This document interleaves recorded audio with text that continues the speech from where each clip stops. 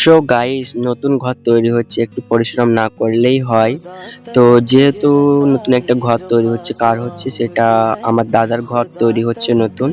তো দাদার নতুন ঘর তৈরি হচ্ছে, তো সেখানে দাদা বলেছিল কি একটু কাজ আছে, জলদি জলদি চলে আসি সকালবেলায়। তো দেখতে পাচ্ছি এখানে নতুন ঘরটা তৈরি হচ্ছে, দাদার ঘর তৈরি হচ্ছে। তো দাদা এখানে অলরেডি চলে এসেছিল সকাল সকাল। তো আমি সকাল সকাল আসতে পারিনি, যেহেতু কালকে অতিরিক্ত রাত্রেবেলায় গরম পড়েছিল। এখন তো জানছো কি কতটাই না গরম পড়ছে, সেই গরমের জন্য আমি আসতে মানে সকালবেলায় জলদি করে ঘুম থেকে উঠতে পারিনি। তো এখানে দাদারা সবকিছু রেডি করছিল, তো এখানে আমি একটু ভিডিও শুট করে নিচ্ছিলাম। তো দেখতে পাচ্ছ আজকে রোদের টেম্পারটা অনেকটাই ছিল। তো এখানে আমি একটু বসেছিলাম, একটু কাজ করেছিলাম, তো অতিরিক্ত রোদের জন্য আমি একটু বসেছিলাম। তো এখানে দেখতে পাচ্ছ অতিরিক্ত রোদ, আমি রোদটা একটু তোমাদের সঙ্গে দেখার চেষ্টা করলাম, তো পারলাম না, যেহেতু আমি ছায়ার মধ্যে বসেছিলাম সেই জন্য রোদটা নেওয়া হয়নি।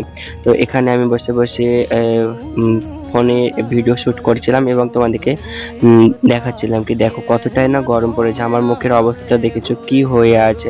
তো অলরেডি তো আমি যখন বাইরে থেকে এসেছিলাম তো বেশ একটা ভালো হয়েছিলাম, তো এখন অনেকটাই খারাপ হয়ে গেছে।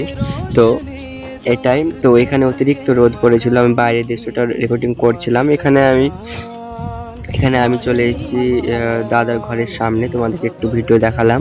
তো এটা হচ্ছে দাদার ঘর, যেহেতু এখনো কমপ্লিট হয়নি বাট তৈরি হচ্ছে। তো দাদার এখানে অলরেডি সব কিছু কাজ তৈরি করে দিয়েছে, আমাদেরকে বলছিল যে কংক্রিট আছে সেই ঢালাইগুলো তোরা একটু ভেটে নে। তো এখানে আমরা ঢালাইগুলো ভেটে নিচ্ছিলাম, এখানে পাইপ সব কিছু ফিট করা আছে।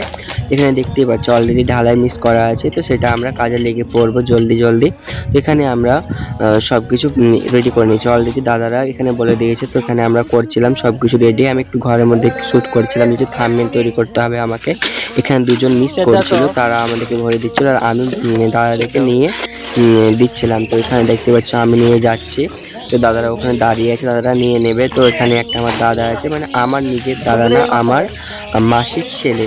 তো আমার মাসির ছেলে এখানে ছিল, সে আমার মাথা থেকে গামলাটা নিয়ে নিল এবং সে ঢালাইটা করবে।